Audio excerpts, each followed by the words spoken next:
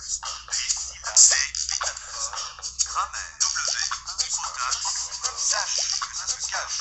D. Cache que ça ne se sache. Y et Z.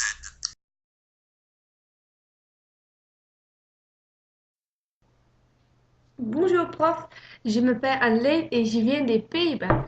Depuis quelques années, j'ai appris le français et pour cela, j'ai travaillé en France dans des colonies de vacances. Les Français là-bas utilisent beaucoup d'expressions françaises et ça me plaît beaucoup. Il y en a une en particulier qui me plaît beaucoup et c'est l'expression déshabiller Pierre pour habiller Paul. Je peux m'imaginer ce que ça veut dire, mais j'en suis pas sûre. Est-ce qu'on doit prendre cette expression au sens propre? Est-ce que je dois penser à déshabiller quelqu'un et puis habiller une autre personne? Ou est-ce que cette expression n'a rien à voir avec les vrais vêtements? Et en plus, je suis très curieuse, euh, quelle est l'origine de cette expression? Ma question pour vous est donc, que veut exactement dire l'expression déshabiller Pierre pour habiller Paul et quelle est son origine? Vous pouvez m'aider avec cette phrase?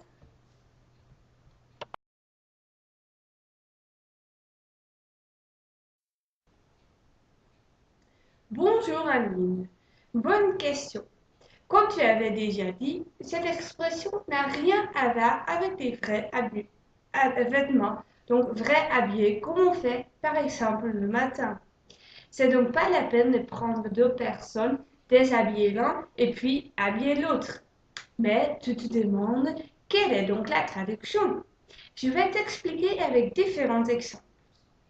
Pour cette expression, il y a des différentes traductions, mais si on les regarde bien, ils ont, on peut dire qu'ils ont tous le même sens. La plupart des gens disent que déshabiller Pierre pour habiller Paul veut dire qu'on résout un problème en créant un autre problème. Bon, si on prend littéralement l'expression et l'explique, il faut s'imaginer deux garçons, l'un à côté de l'autre. Et dans ce cas, Pierre n'a pas de vêtements et Paul y porte des vêtements. Ce qu'on va faire, c'est de donner des vêtements de Pierre à Paul. Donc, on a résolu le problème de Paul sans vêtements. Mais ce qu'on a fait maintenant, c'est que Pierre, il est sans vêtements. Donc, on n'a pas résolu le problème, mais on a créé un autre problème. Maintenant, on a donc déshabillé Pierre pour habiller Paul. On n'est pas plus avancé. Ce proverbe peut aussi dire qu'on en prend à quelqu'un pour rendre à quelqu'un d'autre. Si on prend de nouveau un exemple, on voit ici que je te donne mon livre parce que tu n'en as pas de livre. Bon, maintenant, moi, je t'ai donné mon livre, donc moi, je suis sans livre. Je veux demander à mon voisin de te prêter son livre à moi. Mais tu, tu vois que ça ne veut rien dire en fait. Il faut que je garde mon livre parce qu'autrement, je n'en ai plus. Donc ça, c'est donc aussi déshabiller Pierre pour habiller Paul. La dernière traduction signifie que l'expression veut dire enlever quelque chose à un endroit pour le remettre ailleurs en croyant avoir bonifié la situation. Cette traduction ressemble beaucoup à la première. Si tu enlèves par exemple l'ampoule de la salle de bain pour changer celle de la cuisine, tu n'es pas plus avancé parce que maintenant tu as plus de lumière dans la salle de bain. Donc, on peut donc dire que tu as déshabillé Pierre pour habiller Paul. Bon, je pense que maintenant tu pourras bien comprendre ce que veut dire cette expression. Mais pour voir l'origine, il faut nous plonger au temps qu'il y a bien longtemps. Normalement, l'expression était déshabiller Saint-Pierre pour habiller Saint-Paul. Il y a des gens qui disent que cela vient des deux apôtres de la Bible portant ces deux prénoms. Mais à l'autre côté, on dit que Pierre et Paul n'ont ni qualité ni défaut précis. Plus logique et plus argumenté, c'est donc à l'origine, on disait découvrir Saint-Pierre pour couvrir Saint-Paul.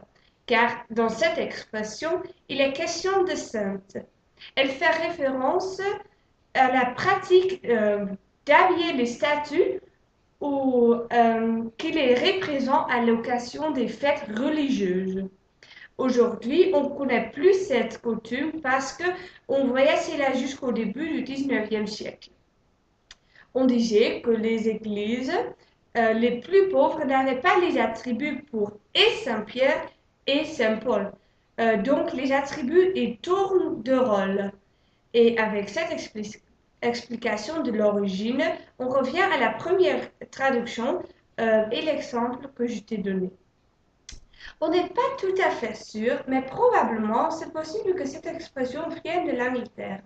Les Anglais disent rob Peter to pay Paul. Si on croit les Anglais, l'expression revient au temps avant la Réforme, quand les églises doivent payer des taxes à l'église de Saint-Paul à Londres et de Saint-Pierre à Rome. Mais les Anglais n'ont pas payé de taxes pour Saint-Pierre à Rome, mais ils ont payé juste les taxes pour Saint-Paul à Rome. Donc, parce qu'ils ont juste de l'argent pour ça.